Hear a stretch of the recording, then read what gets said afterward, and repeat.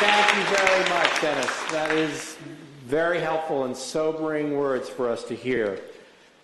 Think about where you've seen red flags. What red flags do you have questions about that you can ask our panel? We're going to enter into question time now.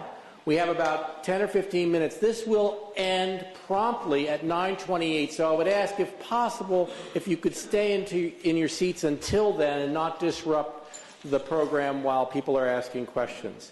To start out, I have Roy Cohen, who you've been introduced, a longtime coach at the 5 O'Clock Club. Roy, you have a question? Quick question about bullying in the workplace.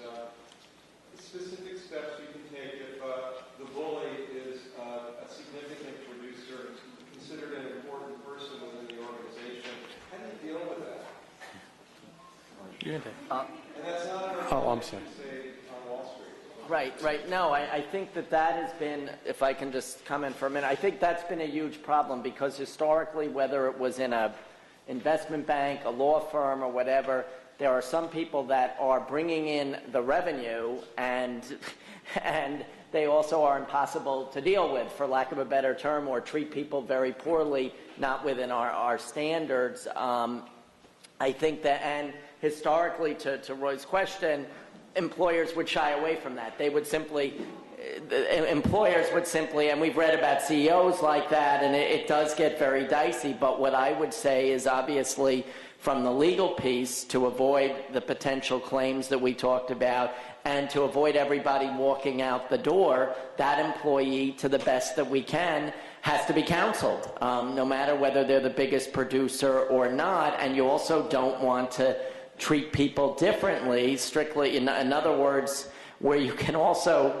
not to complicate things, have problems is if we are disciplining an employee, notwithstanding performance issues in producing, but we're disciplining a middle-level type employee for inappropriate treatment, but then we allow the more senior employee or the one that perhaps generates more revenue to get away with that same behavior, that can create problems too. So obviously, to Roy's question, easier said than done, but I do think that in order to best protect the company, number one, from potential liability issues down the road, as well as to send the right message from an HR standpoint as to how we want our employees treated, notwithstanding the fact that it may be our biggest revenue producer, somebody, and it usually falls on the director of HR or what have you, needs to meet with that individual and remind them and counsel them as to that we cannot allow foul language, other inappropriate behavior in the workplace. Dennis, do you want to add? I agree 100% with that, and I think Jack Welch had talked about in managing people, there were the people who get the values and get the numbers. The people who get the values don't get the numbers. The people who don't get the numbers and don't get the values, they're easy to deal with. You get rid of them. It's the ones who get the numbers who don't get the values, and that's a real tough call. And I think important on there is you need to go to the top of the organization. If the top of the organization sees that this is not what's going to be we're not going to tolerate this, it's going to go down, it's going to filter down. But if you don't get the buy-in at the top of the organization, I've heard people from a major investment bank says, we look at this as a cost of doing business because their numbers are so good. So you may not want to work there. The fish rots from the head. Okay, we have another question from Kate.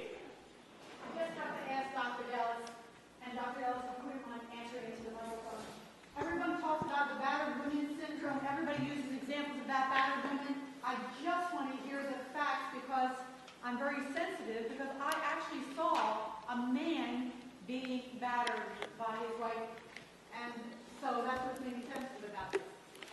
I snuck it in. Yeah, There'll be a quiz later, but the numbers that I gave you are identical. The numbers I gave you are identical. The difference is not in whether women are less likely to be offenders. They're not. They're just as likely to be offenders. The difference is how easy is it for a woman victim to flee for safety versus a male victim. And it's much harder for women, particularly women with children. And women carry the burden, still carry the cultural burden of, well, if he hits you, you must have done something to provoke it. whereas the burden that the male victim carries is you're less of a male if you tell anybody about this. So the male victims don't want to tell anybody because they're ashamed. The women victims don't want to tell anybody because they're afraid that the HR people are going to look at them and say, well, the solution is in your hands, leave him. And that's Wrong answer. it's you know, it's about as idiotic as if, well, I run a small experiment. If you believe that women can just leave batterers, every woman in the audience, every male in the audience, leave your cell phones, your Blackberries, your wallets, your identification behind. There'll be a 2-year-old for you in the lobby, and I'd like you to go to Portland, Maine, and stay there for 6 months with nothing except the 2-year-old. And then you'll understand. But, answer to your question, you're just not going to see, you know, there are no signs in the men's rooms. Yeah, there are. Okay? Well, I got an email yesterday that said, where do I send a male who's been a victim? Where do I send a woman who's been an offender? And it's a long, complicated story, but there are vastly fewer resources for me to be able to draw on, either in the city of Philadelphia or nationally. And part of that is national policy. The Violence Against Women Act specifically prohibits providing funding to states for treatment of female offenders or interventions for male victims. So it does actually end up back in the local level because there are no federal resources and very few state resources to deal with this. But also to put it in perspective of who the victims are, that 1 in 5 statistic I quoted, that's all working adults, men and women. All right, we have time for some questions and comments. Please identify yourself and your affiliation, if any. My name is Deb Woolridge. I'm currently in transition. My question is, can you address how social media contributes to bullying in the workplace? So the question is about social media and bullying in the workplace. And does anybody understand the policy? And policy ideas for how to deal with that. So who wants to go with that? I think social media plays a major role both in the bullying and in the domestic violence. Okay, we're seeing that because now, and this also goes down to the teens, is people will send text messages constantly. You know, where are you? Who are you with? What are you doing? Why aren't you calling me? And then they'll keep doing it, they'll keep doing it, they'll keep doing it.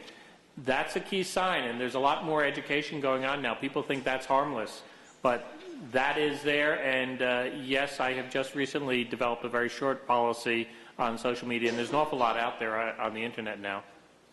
And just to follow up what Dennis says, yeah, there are policies that use certainly on blogging, social media, email use that are important, and I do think that because of electronic communication has changed how we all do business, and just following up with what Dennis said, we have seen more cases of harassment and discrimination vis-a-vis inappropriate use of whether somebody putting something inappropriate about another employee on a blog, whether sending emails, and also just like there's an increase in harassment vis-a-vis these electronic communications and social media, absolutely there's an increase in bullying, and it does lend itself more to abuse because the abusive manager is not just 9 to 5 anymore. I mean, they technically could be 24/7. There's nothing like waking up on that Saturday morning thinking you're rid of the manager, and then you have 10 emails waiting for you from that manager in the BlackBerry. And sometimes, actually, what I have found is emails can be very easily misconstrued, and rather than talking to somebody if a boss is unhappy about an assignment or whatever, they put it in an email, and it actually comes across worse and is more upsetting to somebody than if you just had the conversation. So it's a real issue that employers need to confront. Who else has a question? Yes. My name is Deborah Clark. I'm from AXA Art Insurance Corporation. So my question is basically to you, Mr. Landis, I believe, that when an employee is showing signs, coming in late, being less effective at their job, and you don't know that it's due to domestic violence, how is a human resource person supposed to identify the cause of this? And if a person is let go because of that, not knowing that it's due to domestic violence, how is that dealt with? I mean, All right, so The question is, how do you know? Where do you step on somebody's rights, and how do you deal with that? I think Dennis is going to take it from the HR standpoint. I will tell you from the legal piece, though, I think in light of the new laws, if the employee is coming in looking, battered and whatnot, and can show that we had reason to know that they were a victim, that could still lead to liability from the employer standpoint. But I'll let Dennis speak about the recognizing and the HR component. Okay. A lot of these issues do manifest themselves as performance issues, which is probably the good news, because that's one of the links that you can get in on. But just like if you suspected somebody was abusing drugs or something like that, you're not going to say, what are you, a drug addict, or what are you, a victim of domestic violence? No, you're going to say something like, I've noticed a decline in your performance and it's unacceptable. Perhaps there are issues outside the workplace that may be affecting you. Just in case, here's this. Or here's our EAP number. The EAP number, and talk to your EAPs and tune them into the fact that domestic violence is an important issue. We've been working with EAPs for the last couple of years because 5 years ago they weren't really tuned into this. Most of the larger EAPs are now, but you handle it the same way as you would handle like an EAP referral. If you know it's a domestic violence situation, definitely give them the domestic violence hotline, because that way they know if they call that, they'll get help immediately. But also, you can't force them to do it. Remember, domestic violence is a lot about control. So you're not going to force them, just like you're not going to force them to take an EAP referral. You're going to hope they do it. But then also remember, your role as an employer is to manage their performance. And quite often, you will move through a progressive discipline process, totally independent of these issues. And sometimes it's at the final warning. Sometimes it's at the termination. They say, oh my gosh, I lost my job. That was my last security. So being tuned into this, being sensitive, making sure you've created an environment where people are comfortable coming forward. This goes for any harassment or bullying or anything like that. You've got to have that effective HR management team where people are comfortable raising their head, coming forward, and knowing that they're not going to be shut off for coming forward. Thank you I want to one more. quickly give you an answer to that, because we're not the most important people. The most important people in my organization are my receptionist, my janitor, and my IT person. Think that through. Those are the people I trained when I became dean. They're the ones who tell me who comes in late. They're the ones who tell me who goes home. They're the ones who keep track of the email traffic. And the janitor, of course, knows everything. And so I actually I sit down with our janitor. I sit down with Bill once a week and say, what's going on in my shop? Thank you all very much, and thank you for your questions. 150 people here today. 150 people today. I'm very proud of you all. This is a dream come true for me. Thank you to Wynn Sheffield for moderating, and thank you to the panelists. Let's give them a round of applause.